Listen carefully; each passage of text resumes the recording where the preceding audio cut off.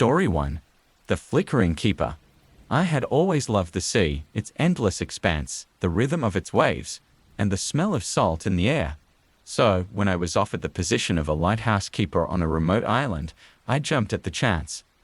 The isolation didn't bother me. In fact, it was part of the appeal. Just me, the lighthouse, and the sea. My first night, I lit the lamp and climbed the spiraling staircase to the top. From there, I could see the vast ocean stretching out into the darkness. The beam of light cut through the night, sweeping over the water like a watchful eye. But then, I noticed something strange. Far out in the distance, beyond the reach of the light, there was another beacon. It was faint, flickering, as if trying to mimic the lighthouse's rhythm but failing. It shouldn't have been there. There were no lighthouses near this island, and no ships had reported their arrival. I shrugged it off as a trick of the eye, the ocean playing with my senses. The next night, the flickering light returned, closer this time. It blinked erratically, like something in distress. I felt a shiver crawl up my spine. I radioed the mainland, asking if there were any nearby vessels, but no one responded. I was alone out there. Each night, the flickering light drew nearer. By the fifth night, it was just beyond the shore. It was clear now. It wasn't a ship or another lighthouse. It was something else, something alive. The way it moved, the erratic flicker, like a heartbeat struggling to keep rhythm. I made the mistake of shining the beam directly at it. The moment the light touched it, the flickering stopped. And then I heard it, the screech of something ancient, something furious. The ocean churned violently, the waves crashing against the rocky shore as though they were trying to tear down the lighthouse itself. I haven't slept since. Every time I close my eyes, I feel that flicker burning behind my eyelids, inching closer.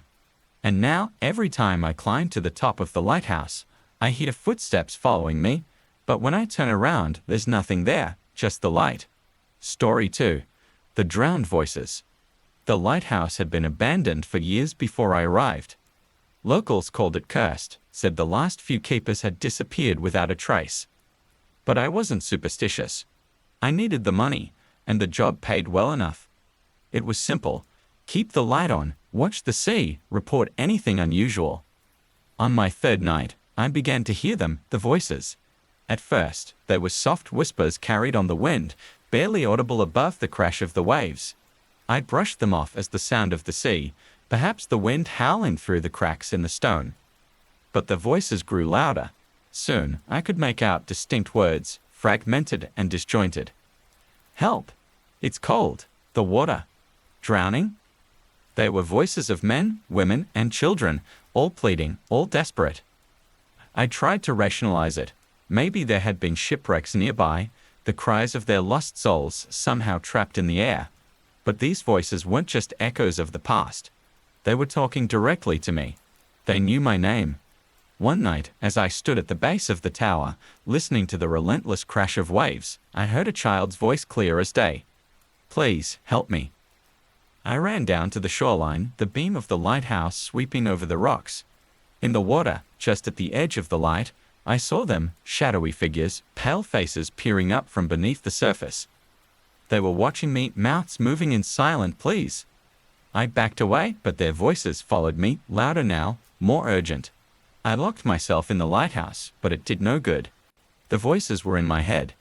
Every night, they return, begging for help, for release. I know what they want. They want me to join them. Story 3. The Keeper Below. I had always heard the lighthouse had a secret, a hidden chamber somewhere deep below its foundation. But no one ever found it. I wasn't interested in rumors. My job was simple, and the sea didn't care about secrets. One stormy night, the ground trembled violently. The lighthouse groaned, stones shifting unnaturally, as though the earth itself were angry. That's when I found the door. It had been buried beneath the floorboards for God knows how long, but the tremor had dislodged the wooden planks, revealing a rusted iron hatch. I should have ignored it, but curiosity got the better of me. The hatch led to a staircase, descending deep into the ground, farther than the lighthouse should have been able to reach. I went down, flashlight in hand, the walls damp and cold, the smell of rot growing stronger with every step. At the bottom, I found a chamber. In the center stood a stone pedestal, and atop it, a strange lantern. It wasn't like the one in the lighthouse above. It was ancient, made of black iron and glass that seemed to hum with energy. And then I saw them, figures, shifting in the darkness, just out of reach of the light. They whispered to me, told me to light the lantern, that it was my duty as keeper. I don't know why, but I did it. The moment the flame ignited, the figures surged forward, their shapes becoming more defined, grotesque. I ran back to the surface, but it didn't matter. The door is still there. The lantern still burns. And every night, I hear the whispering growing louder. They want to come up. They want me to let them out. Story 4. The Phantom Ship. The fog was thick that night, so dense I could barely see past the window of the lighthouse. The light swept through the mist, but it felt like it wasn't reaching far enough. I checked the logbooks. No ships were scheduled to pass through the area. Still, something felt wrong. Then I saw it, a ship, massive, looming out of the fog. It had no lights, no signal, nothing to indicate it was real. But there it was, moving slowly, its silhouette black against the gray mist. I tried to radio it, but there was no response. I sounded the foghorn, but it didn't change course. As it drew nearer, I saw the damage, splintered wood, torn sails, and figures on the deck. But something was wrong with them. Their movements were unnatural, jerky, like marionettes controlled by unseen hands. As the ship passed the lighthouse, I saw their faces, rotting, hollow eyes, mouths frozen in silent screams. They didn't see me. They just stared forward, lost in whatever purgatory they were trapped in. The ship vanished into the fog, but I know it's still out there. Every time the fog rolls in, I hear the creak of its timbers, the whisper of its dead crew. They're searching for something, or someone. Story 5. The light in the dark. I was told the light in the lighthouse had never gone out, not once in over 100 years. It was a tradition, they said, an unbroken chain of vigilance. But on my second week, the light failed. I tried everything to relight it, but the mechanism was jammed, as though something had locked it from within. Without the light, the sea was pitch black, the sky overcast, no stars to guide anyone who might be sailing nearby. Then, out of the darkness, a light appeared, not from the lighthouse, but from the sea. It bobbed and weaved, almost playful, like a will-o'-the-wisp leading me astray. I should have known better, but I followed it, down the spiral staircase, out onto the rocks. The light danced just beyond the shore, hovering over the water. I stepped closer, the waves lapping at my feet. As soon as I touched the water, the light vanished, and I felt it, cold, slimy hands wrapping around my ankles, pulling me under. I struggled, but the more I fought, the tighter their grip became. Faces surfaced from the depths, pale, eyeless, their mouths wide open in silent screams. I barely escaped, crawling back to the shore, but I can still feel the cold of their grip. The light has come back on, but I know it's only a matter of time before they return for me. These are the stories I carry with me, locked away in the shadows of my mind. The lighthouse still stands, but its light can't keep the darkness at bay forever. The Whispering Beacon. Story 6. The Weeping Light. I had heard about the old lighthouse keeper before I took the job. They said he lost his mind out there, alone for too long, talking to the light, as if it were a person. They found him one morning, huddled in the corner of the lighthouse, muttering to himself, "She's coming, she's coming." No one ever explained what he meant. The official report said he drowned himself in the sea. I didn't believe in ghosts, not then, but I did wonder why no one had mentioned his replacement. Why, after him, had the lighthouse remained abandoned for so long? The first few weeks were uneventful. The rhythm of the sea was calming, and I found myself enjoying the solitude. But then, on a particularly foggy night, I noticed something strange. The beam of the lighthouse wasn't moving normally. It seemed to hesitate, as if it was being pulled toward something. I went up to check the mechanism, but everything was in order. As I looked out from the top of the tower, the fog parted for just a moment, and I saw her, a woman, standing in the sea just beyond the shore. She was pale, her hair hanging in wet, tangled strands, her face hidden in shadow.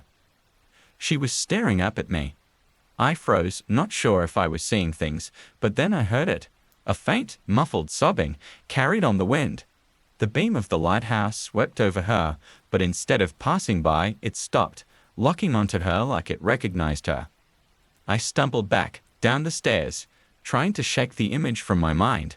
But the sobbing grew louder, filling the lighthouse, echoing in every corner. The light flickered violently, as if in response to her crying. I tried to turn it off, but the switch wouldn't budge. The next morning, I found wet footprints leading from the shore all the way to the base of the lighthouse. They stopped at the door. The crying hasn't stopped since. Every night, I hear her, and every night, the light flickers more violently, like it's struggling to contain something. I know now what the old keeper meant. She's coming, and I don't think the light will hold her back much longer. Story 7. The Bone Collector. The lighthouse had been a guiding star for sailors for generations, but there was another legend about the place, one less comforting. They called it the Bone Collector's Lighthouse, though no one knew where the name came from. Some said it was because of the shipwrecks along the coast, but others whispered darker stories. I didn't believe in local legends, but something about the place felt wrong the moment I set foot inside. The air was stale, damp, like it hadn't been opened in years. The floors creaked underfoot, and there was a strange smell, like old, decaying wood mixed with something worse. I tried to settle into my duties, but on the third night, while walking the perimeter, I saw something glinting in the moonlight by the rocks. I went down to investigate and found bones. At first, I thought they were animal bones, maybe something washed up by the sea, but they were human. Small. A hand. A ribcage. I reported it to the authorities, but they found no trace of the bones when they arrived. They questioned my sanity, asked if I'd been drinking, but I knew what I saw. The next night, more bones appeared, scattered in strange patterns along the shoreline. They formed intricate designs, spirals, symbols I didn't recognize. And every time I tried to move them, they vanished, as if the sea had swallowed them whole. Soon after, I began hearing footsteps at night, circling the lighthouse, slow and deliberate. I locked the door, but the footsteps continued, always just outside. Then, one night, I found them, the bones, piled at the foot of the lighthouse, arranged in a crude imitation of a human figure. It wasn't just a pile anymore. It was, watching me. I could feel its hollow eye sockets staring up from the rocks, waiting. I haven't dared leave the lighthouse since. I know it's out there, the Bone Collector, and it's coming for me next.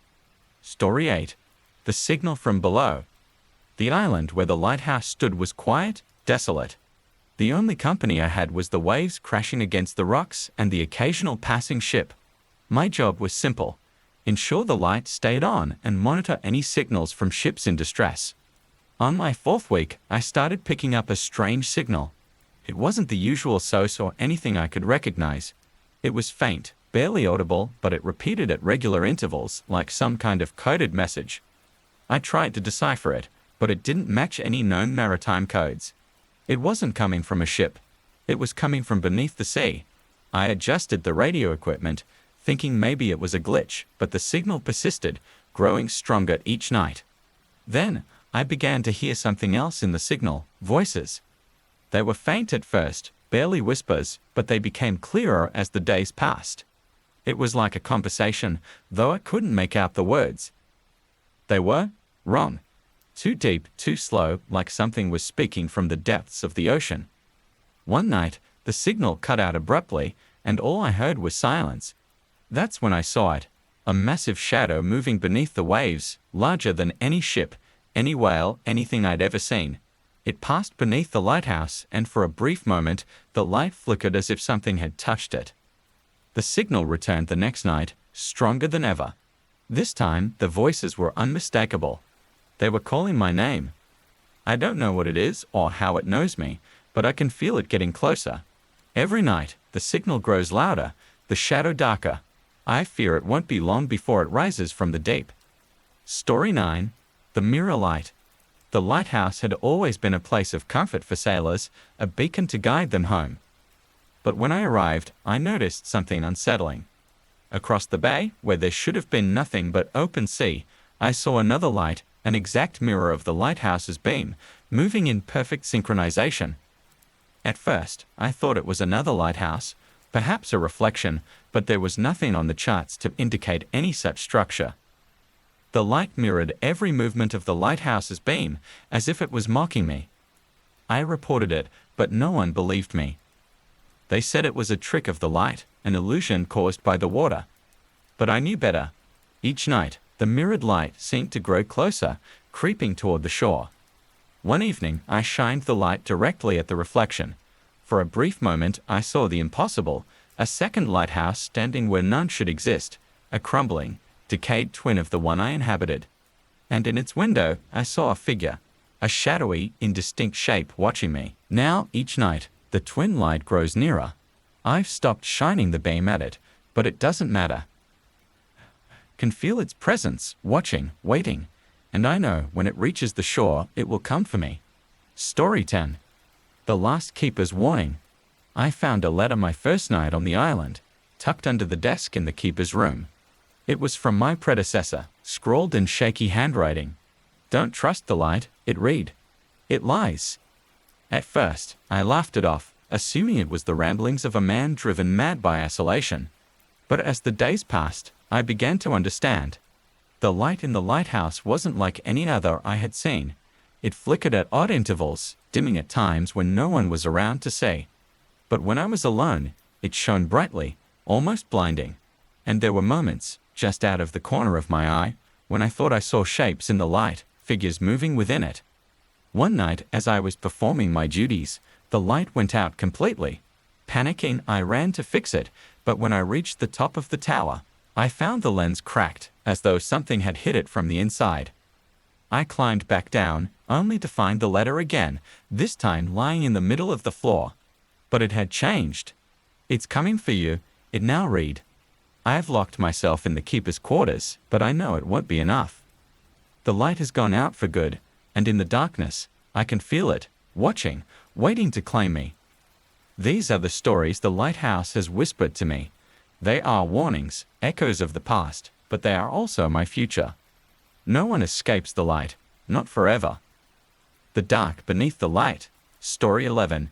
The Endless Night. I was excited to start my new job as the lighthouse keeper. The sea had always called to me, and the idea of solitude wasn't something I feared. The first few weeks were peaceful, and I found myself slipping into the rhythm of the ocean's ebb and flow. But then the night came, the night that didn't end. It started as any other, the sun setting behind a blanket of dark clouds. I lit the lamp, making sure everything was in order, and settled in for the long watch. But as the hours passed, something was off. The darkness outside was thick, too thick. The beam of the lighthouse barely cut through it, like it was being swallowed. When morning came, the sun didn't rise. At first, I thought it was a storm, maybe the clouds were just too thick. But the hours dragged on, and still no light came. Just an endless, oppressive blackness pressing against the windows. I checked the clock over and over again, but it kept ticking forward. It should have been daylight. Then I started to hear them. Voices, whispers, low, unintelligible muttering coming from the sea. I went to the top of the tower and looked out, but all I could see was the inky darkness, like the ocean had merged with the sky, becoming one solid void. The voices grew louder, closer, until I could make out what they were saying. Join us. It was a chorus, hundreds of voices, all chanting the same thing. Join us. I shut the windows, locked every door, but the voices seeped through, echoing inside my head. The darkness outside was no longer just the absence of light. It was something alive, something hungry, and it wanted me. I don't know how long I've been here now. The clock keeps ticking, but time has lost its meaning. There's no day, no sun, just the endless night and the voices calling my name. I can't hold out much longer. The darkness is closing in. I can feel it inside the lighthouse now, creeping up the walls, reaching for me. Soon, I'll be a part of it. Story 12.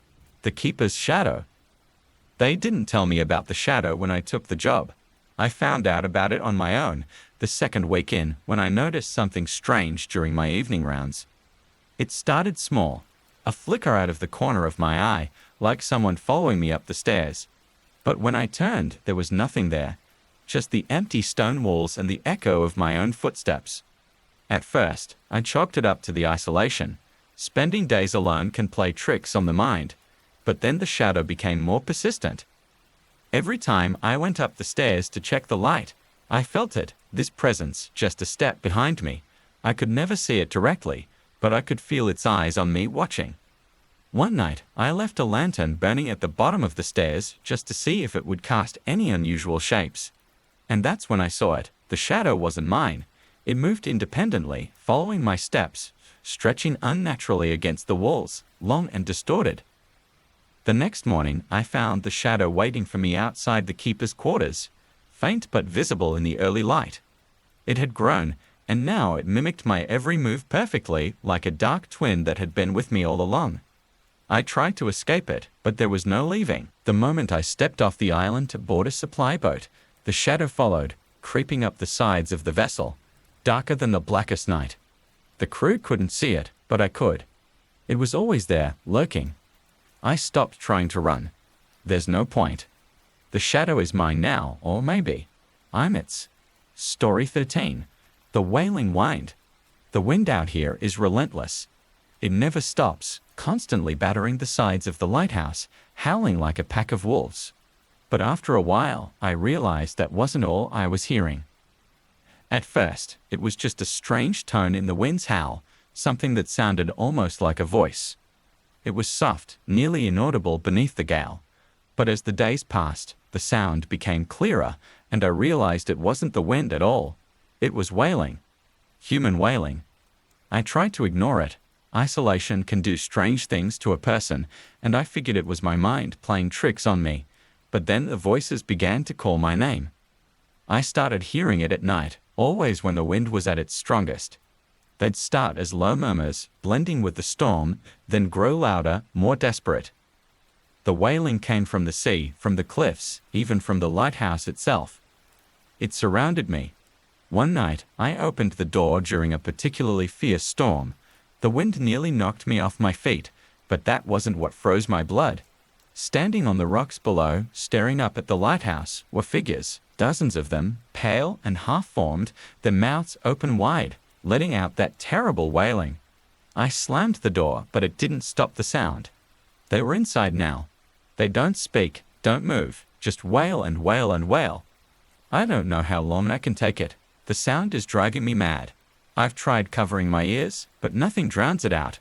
I think the wind brought them. I think they've always been here, waiting for the right moment to be heard. And now they won't stop. Story 14. The tunnels below. No one told me about the tunnels. The lighthouse had stood on the cliff for over a century, and I assumed I knew everything about it. But one day, while cleaning the basement, I found a trapdoor hidden beneath a pile of old ropes and crates. It led to a series of tunnels, carved deep into the rock below the lighthouse. I should have left them alone, but curiosity got the better of me. The tunnels twisted and turned, narrow and damp, with walls covered in strange symbols I couldn't understand. As I descended deeper, the air grew colder, and I felt like I was being watched. At the end of the longest tunnel, I found a chamber. It was small, barely big enough for me to stand in, and in the center was a pedestal. On it lay an old rusted lantern, unlit and covered in dust. But the moment I touched it, something shifted in the air. I heard it then, the low, rhythmic thud of footsteps, coming from the walls, the ceiling, the floor. They were slow, deliberate, getting closer with every beat. I grabbed the lantern and fled back to the surface, but the sound followed me, echoing through the tunnels, up into the lighthouse. Now, the footsteps are everywhere. They climb the stairs at night, pacing just outside my door, waiting for me to open it. I haven't lit the lantern yet. I'm too afraid of what will happen if I do. But I think that's what they want. They want me to light the way for them, to guide them out of the dark tunnels below. I know the moment I light it, they'll come for me. Story 15. The Silent Storm. It was supposed to be an ordinary storm. The weather reports had warned of strong winds and heavy rain, but nothing out of the ordinary. I had weathered worse in my time as a lighthouse keeper. But this storm, this one was different. It came without warning, not with the roar of wind or crash of thunder, but with complete, unnatural silence. The clouds rolled in dark and thick, the sea churned violently, but there was no sound. Not a single wave breaking, not the howl of the wind, nothing. The storm swallowed everything, the light, the sea, and the sound itself. As I stood at the top of the lighthouse, staring out into the silent tempest, I saw shapes moving within the clouds. They were enormous, towering over the sea, but I couldn't make out what they were. Shadows drifting through the storm like phantoms. They didn't move like anything alive. They glided, and I could sense their gaze. Hundreds of unseen eyes all focused on me. I tried to shout, but no sound left my mouth. My breath came in silent gasps as I watched them circle the lighthouse, drawing closer with every pass. The light couldn't pierce the darkness they'd brought with them. The storm hasn't passed. I don't think it ever will. It's still out there, the silent shadows circling, waiting for me to leave the safety of the tower. And when I do, they'll take me. Silent and unseen, just like they've done to so many others before me. These stories live in the bones of the lighthouse now, just as they live in me. The light may still burn, but the darkness knows its way around it. And one day, when the light finally goes out, the shadows will come for their due. The Ghost in the Lantern. Story 16. The Lantern Keeper's Curse. I wasn't supposed to find the old lantern. It was tucked away in the farthest corner of the supply room, covered in dust, the glass cracked and rusted. I only found it because I was cleaning out the storeroom, trying to get rid of some old junk. The moment I touched it, I felt a strange warmth, like the lantern was alive. I should have left it there, but something compelled me to light it. The moment the flame flickered to life, the temperature in the room plummeted. My breath turned to mist, and a whisper filled the air, faint and distant. It wasn't a voice I recognized, but it was calling to me. I took the lantern to the top of the lighthouse, and that's when I saw her, the ghostly figure of a woman, standing on the rocks below, her pale face illuminated by the faint glow of the lantern. Her eyes were hollow, her expression unreadable, but I could feel her gaze, piercing through me. She didn't move, didn't speak. She just stood there, staring. That night, I dreamed of her. In my dreams, she was alive, and the lighthouse was new. She had been the keeper's wife, left behind when he went to sea, forced to tend the light in his absence. But something had gone wrong. A storm had come, and a ship had crashed into the rocks. They blamed her for the wreck, said she failed to keep the light burning. Now she haunts the lantern, waiting for someone to take her place. Every night since I lit that cursed lantern, I see her on the rocks, getting closer. And every night, the whispers grow louder, more insistent. I think she wants me to light the way for her, to guide her spirit to rest. But I know the truth. She doesn't want peace. She wants revenge. Story 17. The Drowned Keeper. The first thing I noticed about the lighthouse was the damp. It was everywhere. The walls, the floors, even the windows seemed constantly slick with condensation. At first, I chalked it up to the salty air, but then I found the journal. It belonged to the keeper who worked here before me. The entries were erratic, filled with complaints about the dampness and the strange sounds coming from the sea. His handwriting became more frantic with each entry, until it devolved into incoherent scribbles. But the last page caught my attention. It read, "The water's coming for me. I can hear them." I didn't know what he meant, not until the first night I heard the dripping. It wasn't raining, but I could hear water dripping somewhere inside the lighthouse. I searched everywhere, but I couldn't find the source. The sound echoed through the halls, relentless, growing louder each night. Then I started seeing him. At first, it was just a glimpse, a shadowy figure, soaking wet, standing at the edge of my vision. But as the days passed, he became more solid, more real. I recognized him from the photograph in the journal, the last keeper. His clothes were soaked, his hair matted to his skull, and water dripped constantly from his body, pooling at his feet. His skin was pale, his eyes hollow, as if the sea had claimed him and spat him back out. He didn't speak, just stood there, watching me, the constant sound of dripping water filling the room. I know what happened to him now. The sea took him, dragged him down into its depths. But somehow, he's come back, and he's not alone. I can hear them at night, the others. The ones who drowned. They're coming for me too. The water's rising, and soon, there won't be anywhere left to hide. Story 18. The Keeper in the Well. The lighthouse had a well. A deep, ancient well that had been dug long before the structure was built. No one used it anymore, but every night, I could hear something moving inside it. At first, I thought it was just the wind or maybe rats. But one night, curiosity got the better of me, and I went to investigate. I leaned over the edge, shining a flashlight down into the darkness, but all I saw was black, bottomless water. Then I heard it, a faint voice echoing up from the depths. "Help me!" The voice was weak, but it was unmistakably human. I called out, asking who was down there, but all I got in response was the same plea. "Help me." I should have left it alone, but something about the voice was so desperate, so full of fear. I grabbed a rope and lowered it into the well, hoping to pull whoever was down there to safety. But as the rope descended, the voice grew louder, more insistent.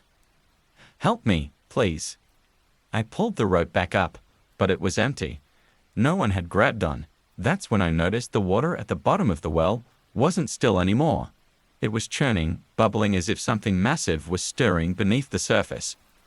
The voice became a scream, shrill and deafening. I stumbled back from the well, terrified. The water inside was boiling now, and from its depths, a figure began to rise, a human shape, but wrong, distorted, as if the water had twisted it into something else. I ran back to the lighthouse and locked the door, but I can still hear the voice, night after night, echoing up from the well. And I know whatever I almost released is still down there, waiting for the right moment to climb out. Story 19. The Ghost Ships. The island had always been notorious for shipwrecks. The jagged rocks just beneath the surface made it a death trap for anyone who didn't know the waters. That's why the lighthouse was built in the first place, to keep ships safe. But lately, I've been seeing things in the fog, ships. They appear at night, their masts barely visible through the mist, sails tattered and torn, drifting silently past the lighthouse. I tried signaling them, but they don't respond. They just float by, their decks empty, their hulls cracked and rotten. At first, I thought they were just remnants of old wrecks, ships that had sunk long ago and somehow resurfaced. But then I noticed the faces. Pale, hollow-eyed faces peering out from the windows of the ships, staring up at the lighthouse with cold, dead eyes. They don't move, don't speak, but I can feel their gaze on me, following my every move. I tried to ignore them, but they kept coming, night after night. And with each passing night, the ships grew closer, their crews more numerous. Then, one night, the fog rolled in thicker than ever before, and I saw them, the wrecked ships that had sunk decades ago, now drifting toward the shore. They had returned, and their crews were looking for a new soul to join them. I fear that soon, the lighthouse's light won't be enough to keep them at bay. They're coming closer every night, and I know what they want. They want to take me with them. Story 20. The Phantom Bell. Every lighthouse has a foghorn or a bell to warn ships of danger, but this lighthouse's bell hadn't rung in years. The mechanism was broken, rusted beyond repair. Or at least, that's what I thought. It started one night during a thick fog. The bell rang, loud and clear, cutting through the mist like a knife. At first, I thought someone had repaired it without telling me, but when I went outside, the bell was still broken, hanging limp and useless. Yet the sound continued to ring, steady and rhythmic, like a warning. I tried to trace the source of the sound, but it seemed to come from everywhere, echoing off the rocks and the sea. It wasn't until the second night that I realized the truth. The bell wasn't ringing for the living. I heard the voices after that, low, mournful wails that accompanied the bell's toll. They came from the water, from the depths where the shipwrecks lay, and with them came the shadows, drifting through the fog, the lost souls of sailors who had died on the rocks. The bell wasn't a warning anymore. It was a summons. Every night it rings louder, and every night more shadows appear. I fear that soon the bell will stop ringing for them and start ringing for me. When it does, I know I'll be the one it summons next. These tales aren't just warnings, they are a reminder of what happens when you let the lighthouse's light fade, even for a moment. For in the darkness, the sea will take what it is owed, and no one is safe from the ghosts of the past. The Shattered Lens, Story 21, The Eye in the Light.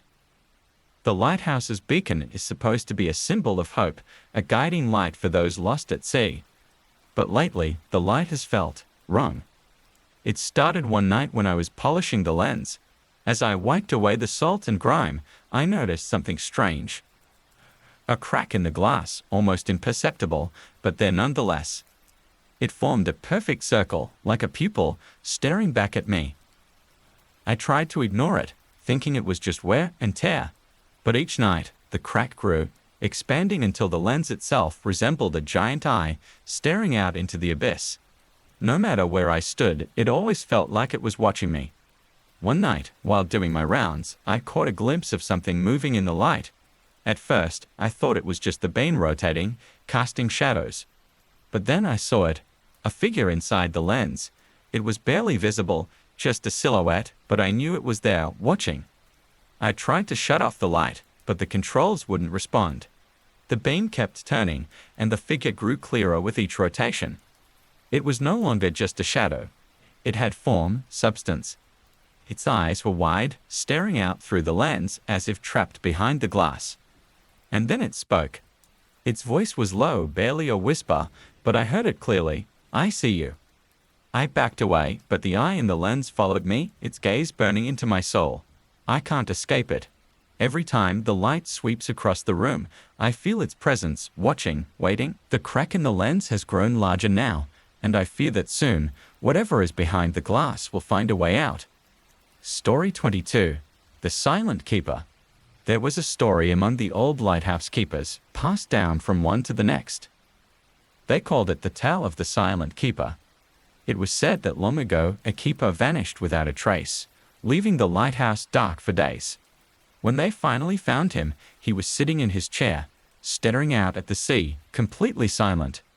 They say he never spoke again, his voice stolen by something from the deep. I always thought it was just a legend, a ghost story to scare the new recruits.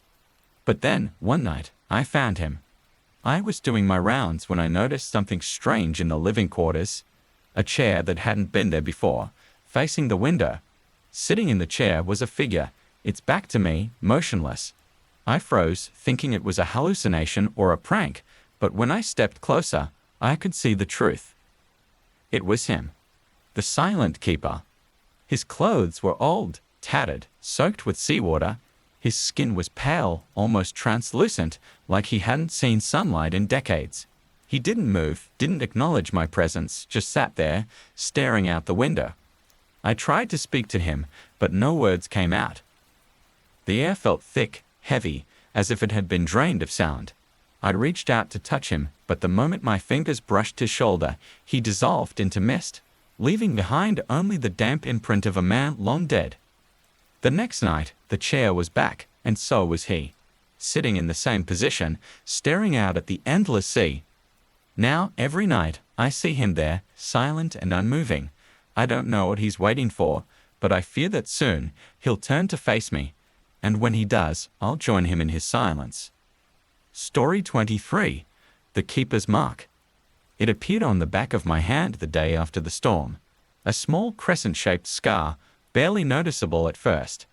I thought it was just a cut from the rope I'd been handling, nothing more. But then it started to grow. Within days, the scar had spread, winding its way up my arm like a tendril of ivy, dark and jagged. It didn't hurt, but I could feel it, pulsing beneath my skin like it was alive. I tried to cover it up, but it only grew faster, twisting around my body, creeping toward my chest. I went to the village doctor, but he couldn't explain it. Said it wasn't an infection, wasn't anything he'd seen before. He offered to cut it out, but I refused. Something deep inside me told me that wouldn't help, that it wasn't something that could be removed. The other keepers began to notice, whispering about the mark. They said it was a curse, passed down from one keeper to the next. Those who bore the mark were chosen by the sea, claimed by the depths, never to return.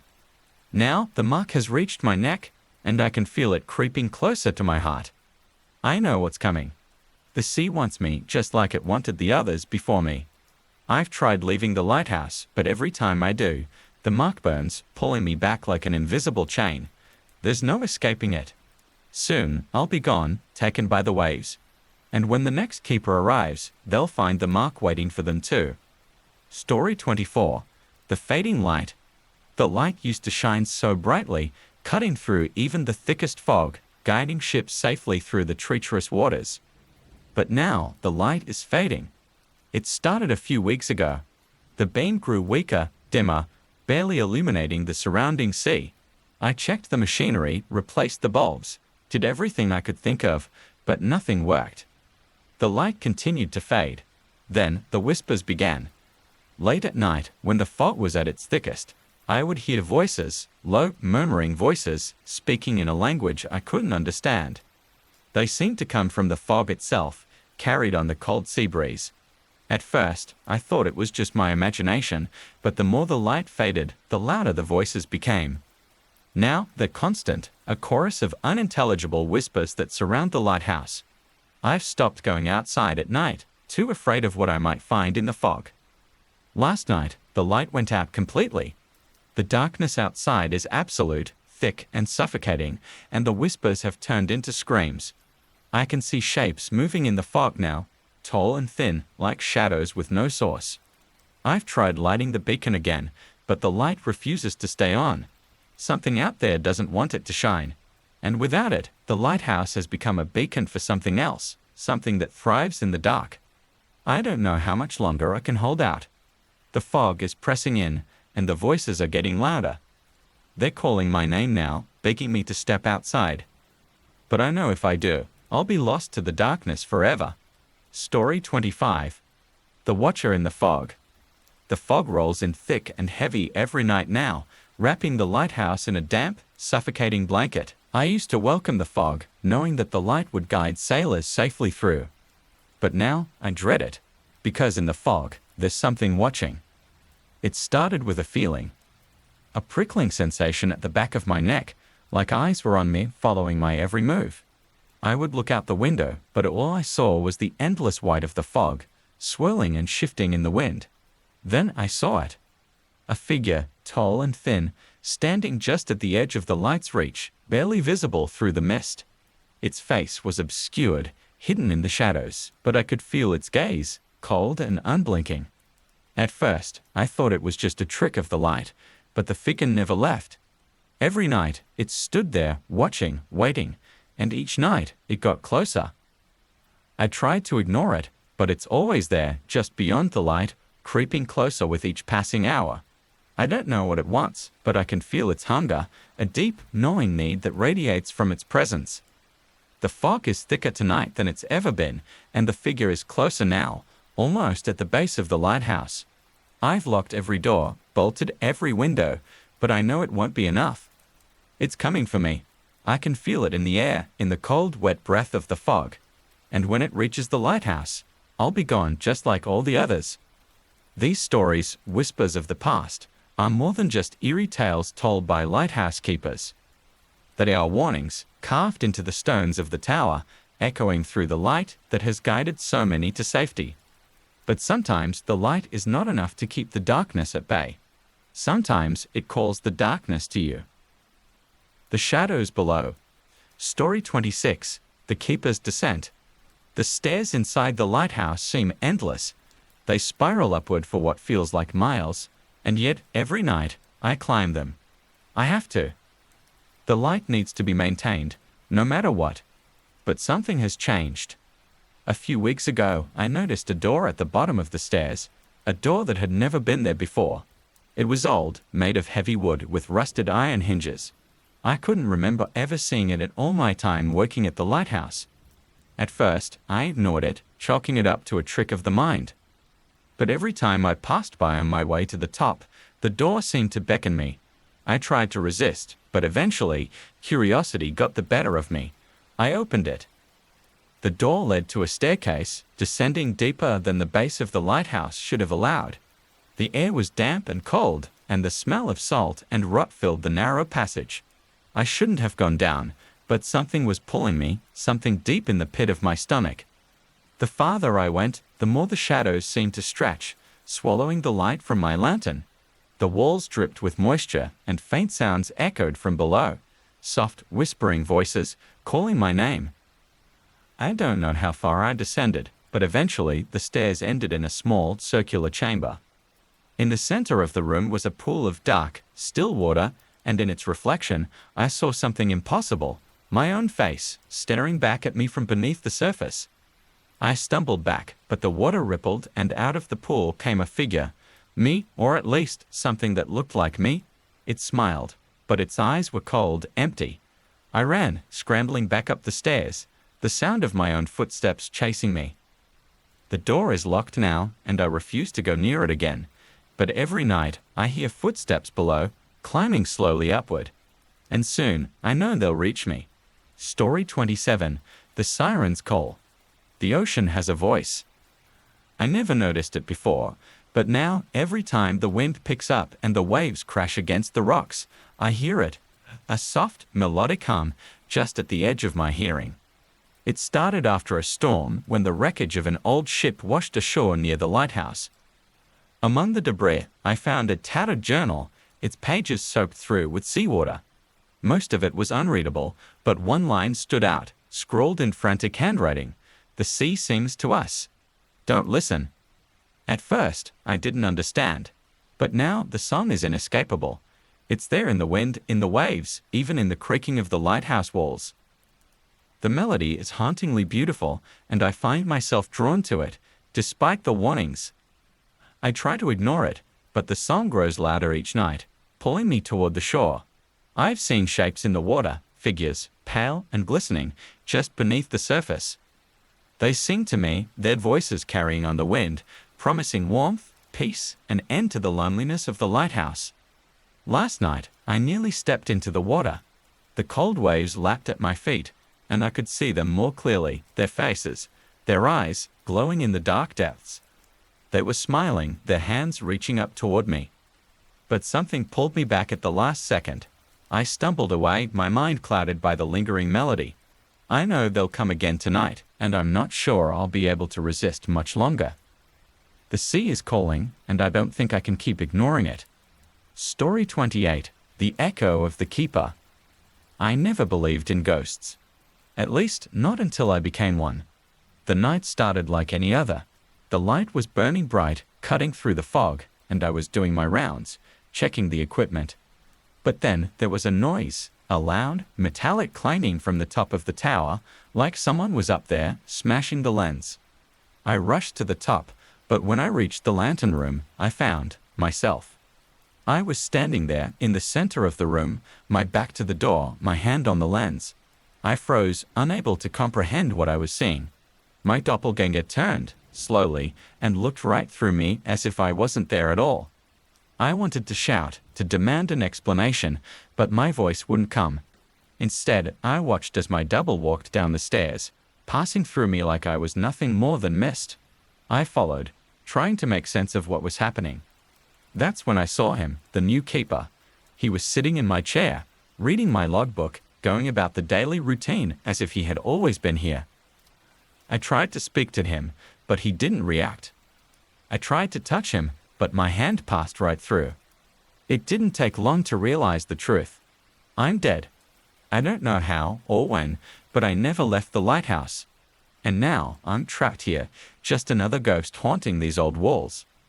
I watch the new keeper every day, hoping for some way to communicate, to tell him what happened to me. But he doesn't see me. He doesn't hear me. Soon, there will be another storm, and another wreck, and another new keeper to take my place. The cycle never ends. Story 29, The Keeper's Lantern. The old keepers always told me that the lantern was the heart of the lighthouse. As long as the flame burned, the lighthouse would stand, a beacon of safety. But what they didn't tell me is that the lantern needs more than just oil to keep burning. It needs souls. I didn't believe it at first. Who would? It sounds like the ramblings of a madman. But then, one night, the flame started to flicker, dimming for no reason I could find. I did everything. refilled the oil, checked the wicks, adjusted the lens, but nothing worked. The light continued to fade. That's when I found the note. It was hidden in the drawer of the old desk, scrawled in shaky handwriting. It read, "When the flame falters, feed it a life." I thought it was a joke, but the longer I stared at the lantern, the more I felt its pull. The flame was dying, and with it, the protection it offered. Without the light, the creatures from the sea would come, dark, twisted things that lurked just beyond the horizon. Desperate, I tried to feed the lantern with whatever I could find, wood, cloth, even blood from a small cut on my hand. But nothing worked. The flame was weak, barely a flicker in the cold night air. Then I heard a knock at the door. A shipwreck survivor. He had washed ashore, barely alive, and was seeking shelter. As I helped him inside, I couldn't shake the thought that had been planted in my mind. A life for the light. I wish I could say I fought the urge, that I was strong enough to resist. But the light was fading, and I was afraid. Afraid of what would happen if the flame went out. So I did what the note said. The flame is burning brightly now, stronger than ever. But every night, I can still hear the survivors' screams echoing from the lantern room, and I know that when the flame falters again, it will be my turn to feed it. Story 30. The Keeper's Watch. The job of a lighthouse keeper is simple.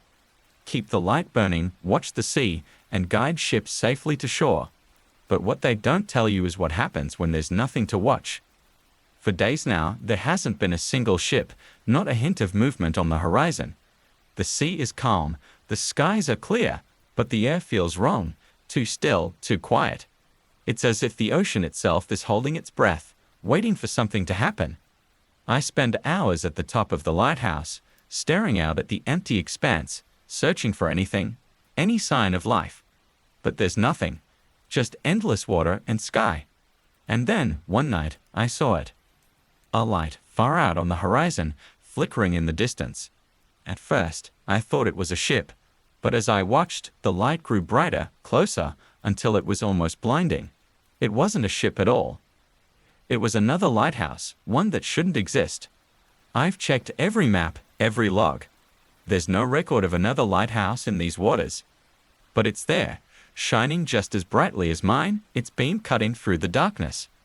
I tried signaling to it, but there was no response. The light just kept shining, growing closer with each passing night. And now, I can see figures moving inside it, shadows, walking up and down the stairs. Just like I do. I don't know who they are, but I feel their eyes on me, watching, waiting, as if they're keeping an eye on me. I think they want me to join them. These stories are reminders that not all lighthouses are places of safety. Some are prisons, holding secrets in their walls, and others are beacons. The Forgotten Keepers, Story 31, The Keeper's Choice. The storm had been raging for days, and I hadn't seen another soul since it started. The lighthouse was my only refuge, its light cutting through the violent darkness. But even that, it seemed, was failing. The wind howled, the rain pounded against the glass, and the sea churned like a living thing, angry and wild. Then I heard the knock at the door. At first, I thought it was just the wind playing tricks on me, but the knocking persisted, louder, more urgent. When I opened the door, a man stood there, soaked to bone, shivering, his eyes wide with fear. He claimed to be a shipwreck survivor, the last of his crew. He begged me to let him in to take shelter from the storm, but something about him felt off. His skin was pale, almost gray, and his eyes, there was something unnatural in them. They didn't reflect the light. They absorbed it. Against my better judgment, I let him in. He sat by the fire, warming himself, but he never spoke. He just stared into the flames, his body motionless except for his hands, which were trembling. Then he asked me a question I wasn't prepared for. What would you do to keep the light burning?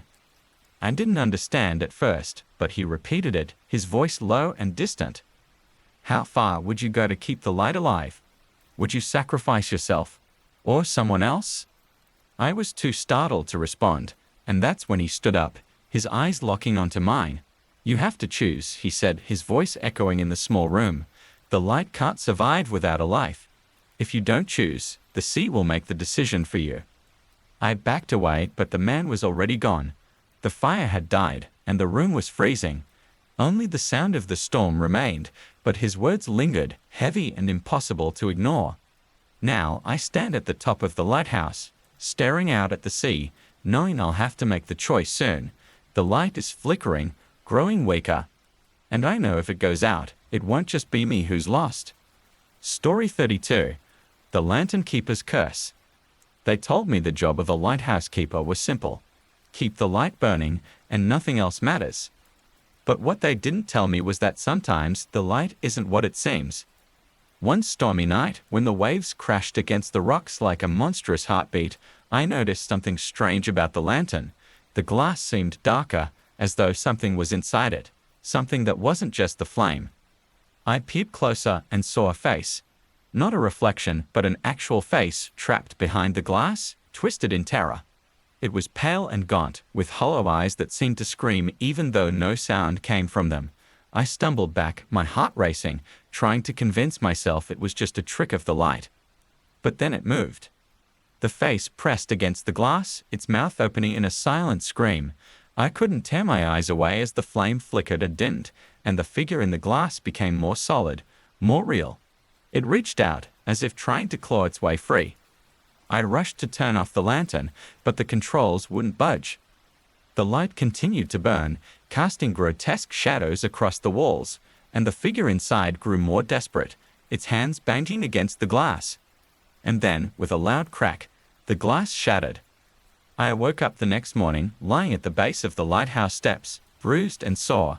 The lantern was whole again, burning as if nothing had happened. But I knew what I had seen, and I knew the face inside the lantern hadn't gone away. Now, every night, I see it.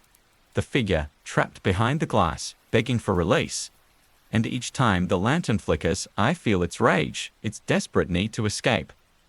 The other keepers never said anything about this. They never mentioned the curse that came with the light. But I understand now.